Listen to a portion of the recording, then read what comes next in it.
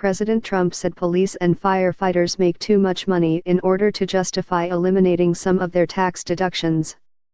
False rating, false origin. On December 26, 2017, a story raced across social media with a headline suggesting that United States President Donald Trump had said that firefighters and police officers make too much. Trump, police officers and firefighters make too much money, hits them with tax penalty.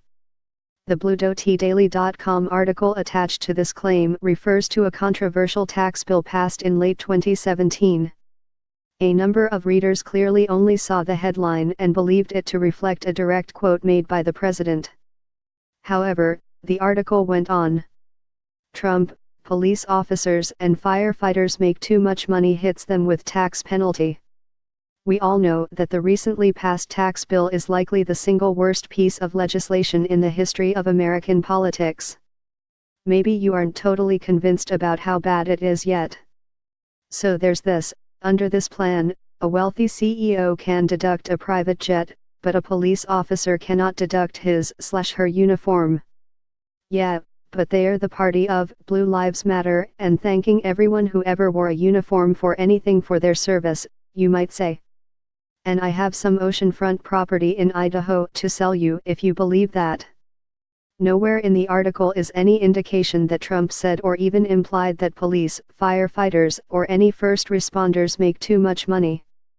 Its actual focus was the taxpayers who used various miscellaneous deductions when filing their 2015 income tax returns, not whether any party involved said or implied police officers and firefighters were overpaid. The same provision was addressed in a previous Snopes.com fact-check involving misinformation about the effects of the 2017 tax bill. The Blue Dot Daily article cited a piece from Salon.com to bolster its claim, but that article mentioned law enforcement as only one example out of many. Cops and anyone else who belongs to a union will no longer be allowed to deduct their union dues. People who must bear travel costs without reimbursement from their employers will just have to suck it up starting in January. The new law takes special aim at teachers who seek advanced degrees, which typically qualifies them for more pay. Tuition, books, and related costs of getting advanced degrees will not be deductible after the end of this year. Why are Trump and congressional Republicans dinging first responders, teachers, nurses, traveling salespeople, and even those who pay someone to prepare their income tax returns? So the rich can get bigger tax breaks, of course. Tax preparation chain H&R Block's Tax Information Center addressed 3 changes to itemized deductions introduced by the bill in a December 22, 2017 post, noting that the new act has eliminated or restricted many itemized deductions beginning in 2018 and raised the standard deduction. Itemized deductions have allowed taxpayers, if they qualified, to reduce their taxable income by claiming a variety of deductions. These include mortgage interest, state and local income or sales taxes, property taxes on their homes and cars, charitable contributions, and more. Traditionally, about 30% of taxpayers have itemized deductions on Schedule A, because their total itemized deductions were more than the standard deduction, based on their filing status.